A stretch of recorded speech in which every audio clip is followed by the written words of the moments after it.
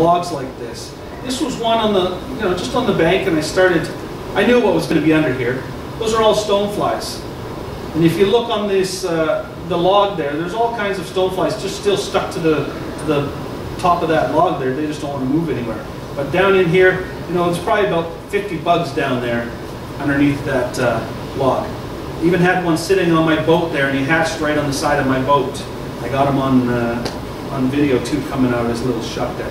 But it's, I'm going to talk a little bit about taking your kids fishing, your grandkids or whatever it is. And kids love bugs. I mean, to get them interested in fishing, I start with the bugs. You take them to the river, turn some rocks over, and it's amazing what you'll find.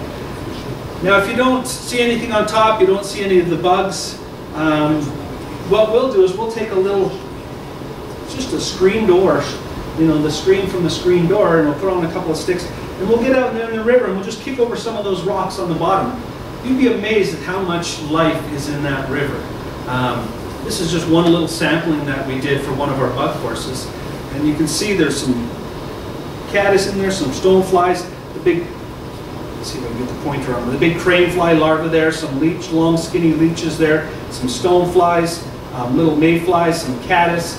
So there's a scud right there. There's lots of life under those rocks. Leeches galore. There's all kinds of leeches in that river. If you don't have that, you can go and just start turning rocks over. Right there's a bunch of caddis, October caddis shucks there. Some other type of caddis under that rock there. Just start turning rocks over, and you'll see all kinds of things down there. Here's a bunch of little midges, clinging to the rock here. It's a little video here. But sometimes when these guys are coming off, I mean, literally those rocks are just black with these bugs. And it's just a good indication of what's in the water. And if you can imitate those things with the patterns that you have, some caddis houses there, different kind of caddis house, then you can better imitate the bugs that are in the water. You look through your fly box, you see, okay, what do I have that's close to that? What do I have that's going to imitate those little bugs down there? Because when we talk about fly fishing, there are little flies that we're using, not the big nets, or the big spinners, or the big rapalas. They're tiny little bugs. If you look at the fish's diet, 99% or 95% of their diet are those bugs that live under the water. This is actually a sampling of a fish's throat. It wasn't his stomach, it was just what he had in his throat. It's like a little turkey baster. You slide it down their throat, you get it wet, slide it down their throat, and then pull it back, and it basically sucks everything out that they've been eating in the last little while. So if you look in here, there's, I think we caught like, counted like 40 little caddis in there, about 20 San Juan worms. And some of those caddis are still alive, they're still crawling around on the boat there. But it's of course you got to catch a fish first. But it's a perfect indication of what they're eating. I mean, if you pump the fish's throat and you see that, you know exactly what's going on. You're trying on either a worm or a caddis, or what else was in there? Mostly caddis and worms. So you can even do the combo. On the river we're allowed to do 3 hooks. Kind of gets complicated when you're throwing 3 hooks around. But 2, we do it all the time. And so, a caddis and a worm there is a great imitation for those bugs. So you'll find once you get out there, you're going to find 3 different types of bugs, the mainstay of the Bow River. There's mayflies, and they come in all different shapes and colors and sizes as well, depending on whether they're duns or spinners. There's caddis, which usually hatch from the middle of May through to September. Right around Mother's Day is when they start. We always call it the Mother's Day caddis hatch. And stoneflies. These guys will start to end of June right through to late July. You'll even see some short-winged stoneflies right into September. So, and then you've got all kinds of other insects out there that you're trying to imitate. So if you see these on the water, these are the dry flies. These are the ones that you'd see on the surface. You're basically trying to imitate them. Now there's a grasshopper up there in the left-hand corner. Some years we have great grasshopper fishing in the river. Since the flood, we haven't had great grasshopper fishing because it's kind of destroyed some of the banks that those grasshoppers grew up on, so it just hasn't been fantastic grasshopper. But the stonefly fishing has been fantastic. And you can almost use the exact same pattern that you use for grasshopper fishing during the stonefly season, and it's great dry fly fishing on top there. So you basically, you see those bugs, if you can get a sample of those bugs on the rocks, you're trying to imitate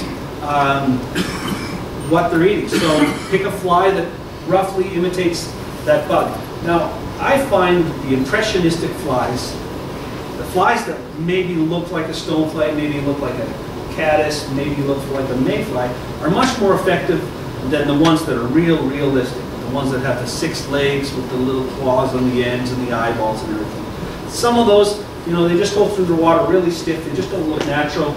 So if you can find like this is a gold-ribbed hare's ear type fly. It does a good impression of maybe a mayfly nymph like that one there, or a small stonefly. It does a good impression of a bunch of different bugs and not one specific bug. That one there, it's an aquatic worm that lives in the river. And, you know, it is a pretty effective fly, I have to give it that. But year-round, you can use that fly, and it really is a go-to fly. I mean, we had a fishing tournament one time. It was the one-fly competition, and you used to have to report your flies, what flies you had in your boat. And you were allowed a dry fly, a nymph, a streamer, and an alternate fly. And there were like 40-some boats in this one tournament years ago. And we went back and looked. Every single boat had a San Juan worm as one of their flies. And the boat that won had the San Juan worm as their nymph and the San Juan worm as their alternate fly. And the guys broke off the dry fly right away, switched over to the worm, and they won the tournament. So again, you're just trying to imitate those. And those bugs live in the water. It looks just like an earthworm. In fact, you'd think it was an earthworm, wondering what's it doing. But these guys actually live in the water.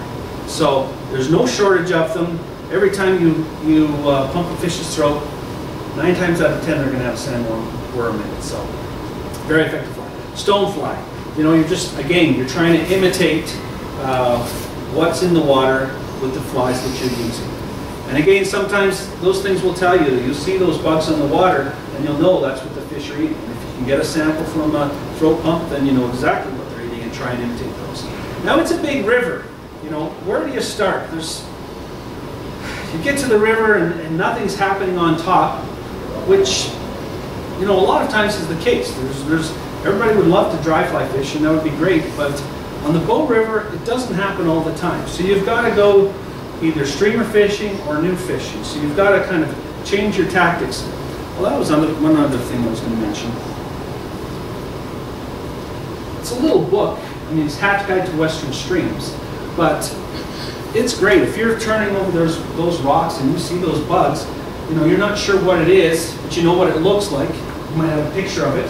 You go to the book, you see which bug it is, and then it tells you which fly to use to imitate it. So a great little reference book. You know, it's small, you can keep it in your vest, but it covers the mayflies, it covers the stoneflies, it covers the caddis, and a couple of the midges and stuff. So a great little reference book that you can pick up at the fly shops. Just go and come and pick one up tomorrow because we're all out of them. But a great little reference book for the bugs and stuff in the water.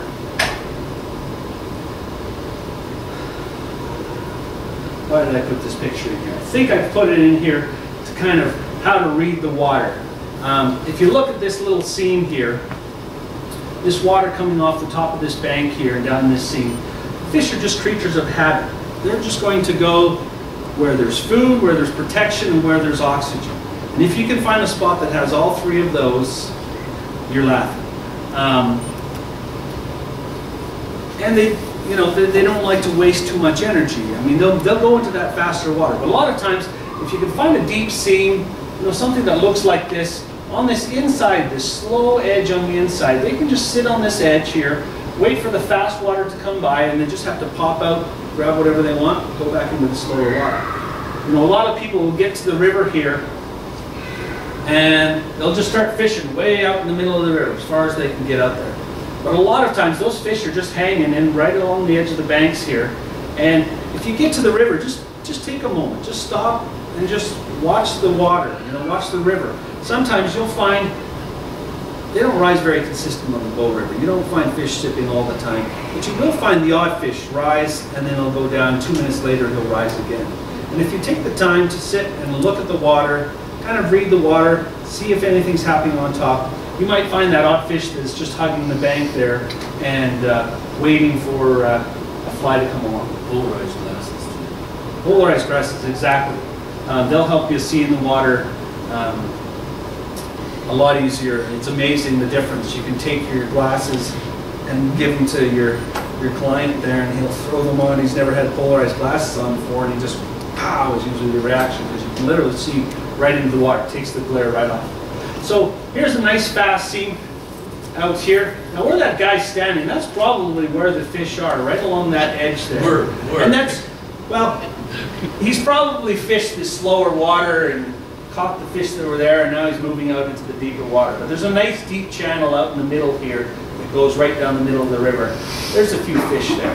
Behind islands, anywhere where two currents meet, where fast water meets slow water, is a great place to throw your flies. But usually behind islands, where those two seams come together, there's that slow spot right behind the island. And if it's deep enough, there's usually a fish behind those islands.